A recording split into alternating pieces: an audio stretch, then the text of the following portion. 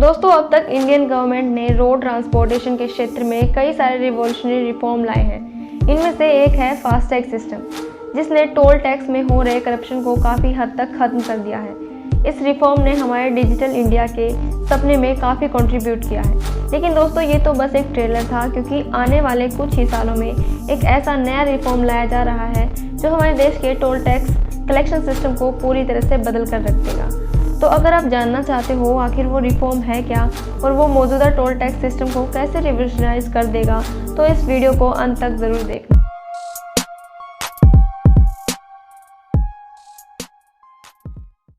The government is now looking to replace the FASTag with newer technologies. And with the new system which we are going to launch, we will see that the city area will be eliminated. लेकिन अब इस समस्या का समाधान भी सरकार ने ढूंढ लिया है, यानी इस चुनौती से भी हो सकता है बहुत जल्द आपको निजात मिल जाए। दोस्तों, किसी भी देश की इकोनॉमिक ग्रोथ वहाँ की सड़कों पर बहुत ज़्यादा डिपेंड होती है। फिर वो चाहे प्रोड्यूसर को मार्केट तक, वर्कर्स को उनके जॉब डेस्टिनेशन तक, स्टूडेंट को स्कूल तक या किसी पेशेंट को हॉस्पिटल तक पहुंचाना हो। रोड ट्रांसपोर्टेशन से कॉस्ट और समय दोनों में बचत होती है। रोडवेज यानी सड़क परिवहन ने भारत देश के इकोनॉमिक डेवलपमेंट में एक बड़ा ही योगदान दिया है। आप इतिहास के सिल्क रूट को देखें, इसी रूट की हेल्प से भारत से मसाले और हॉक्स जैसी चीज़ें पूरी दुनिया भर में पहुंचाई जाती थी, और बुद्धिज्म भी इसी सिल्क रूट की वजह से ही पूरी दुनिया में फैल सका था। और अगर हम इतिहास में सड़कों की बात कर ही रहे हैं तो कोई जीटी रोड को भला कैसे भूल सकता है। भारत का यह सबसे पुराना और ऐतिहासिक रोड नेटवर्क आज भी हमारे शहरों के बीच इकोनॉमिकल लिंक का काम करता है। दोस्तों, आज भारत में दुनिया का दूसरा सबसे बड़ा रोड नेटवर्क है, जहां रोड की कुल लंबाई 5.89 मिलियन किलोमीटर है, और इसी रोड के जरिए देश के 64.5% गुड्स और लगभग 90% पैसेंजर्स का ट्रांसपोर्टेशन होता है।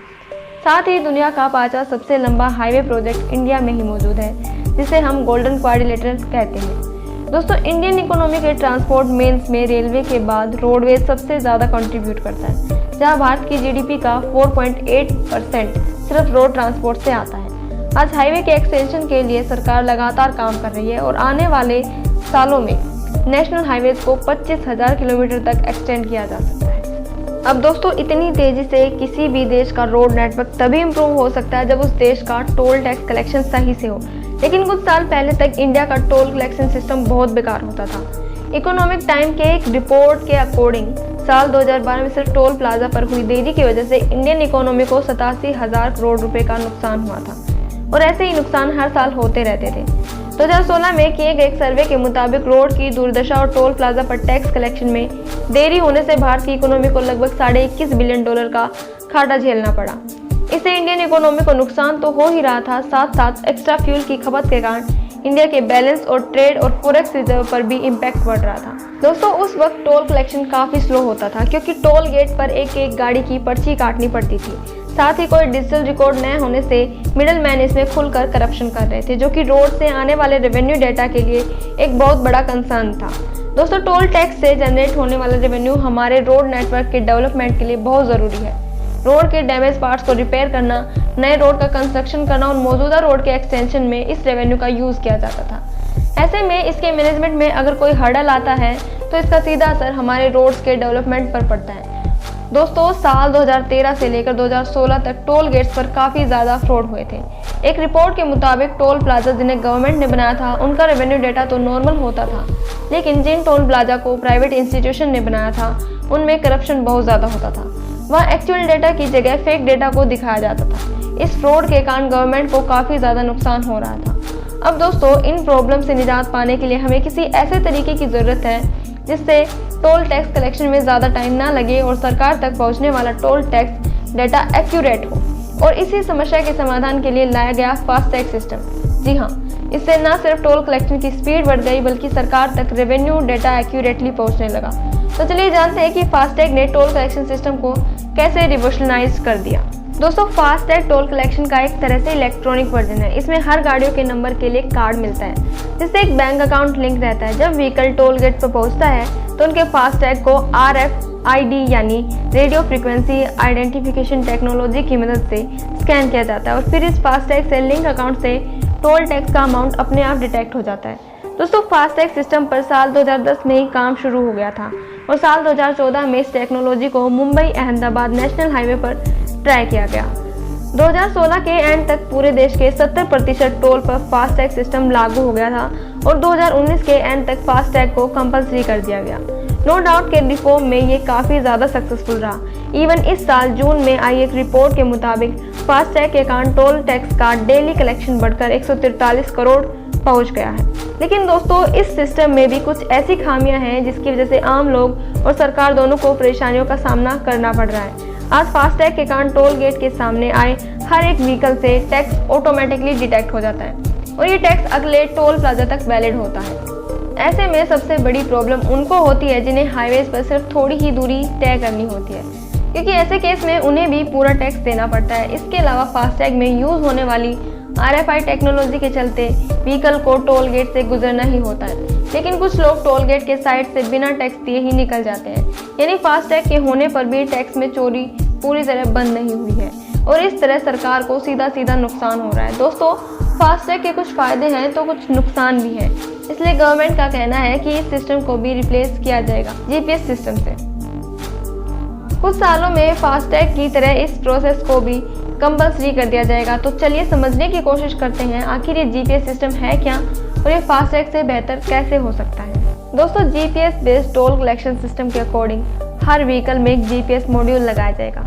इस मॉड्यूल में गाड़ी से रिलेटेड सारी इंफॉर्मेशन स्टोर होगी, जैसे व्हीकल ओनर का नाम, गाड़ी का नंबर, पोल्यूशन स्टेटस और ट्रैफिक पेनल्टीज वगैरह वगैरह।